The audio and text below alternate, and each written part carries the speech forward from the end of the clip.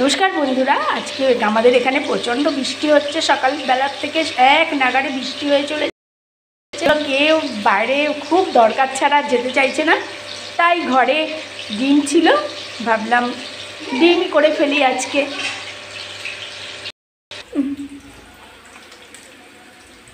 বর্ষার দিন বর্ষার দিন আজকে বাইরে মানে দরকার ছাড়া তো যেতে ইচ্ছা করছে না, তার জন্য আজকে আর বাজারে হয়নি। ঘরে ডিম ছিল, ডিমই রান্না করে ফেললাম।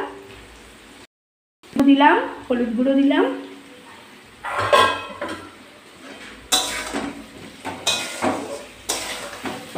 জিরে গুঁড়ো, দিলাম হলুদ গুঁড়ো, দিলাম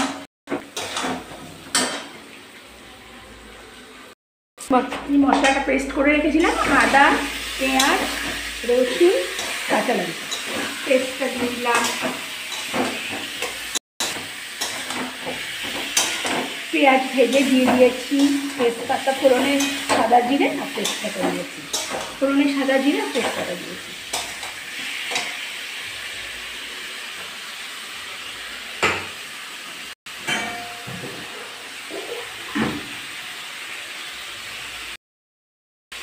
হ্যাঁ, ধনে গুঁড়ো দিয়ে দিলাম।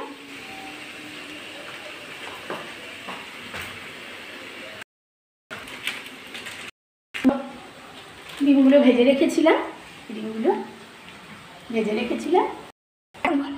আগে তো বললাম যে বৃষ্টির জন্য বাজারে কেউ যেতে চায়নি, তাই বাড়িতে যা ছিল করছি। ডিমের ঝোল করছি। প্রথমে তেল দিয়ে, তেলটা গরম হলো, জিরে আর প্রথমে তো সর্ষের তেল দিয়েছি, দিয়ে জিরে আর তেজপাতা ফোড়নে দিয়ে দিয়েছি। আলু ভেজে নিয়েছি, নিয়ে আলুগুলোর মধ্যে আদা, জিরে, লঙ্কা, রসুন বাটা দিয়ে দিয়েছি, আর একটু হলুদ আর মানে স্বাদ মতো লবণ দিয়ে নাড়িয়ে কষিয়ে নিয়ে জল ঢেলে দিয়েছি। এবার জলটা ফুটে গেছে, এবার ডিমগুলোকে ছেড়ে দিলাম।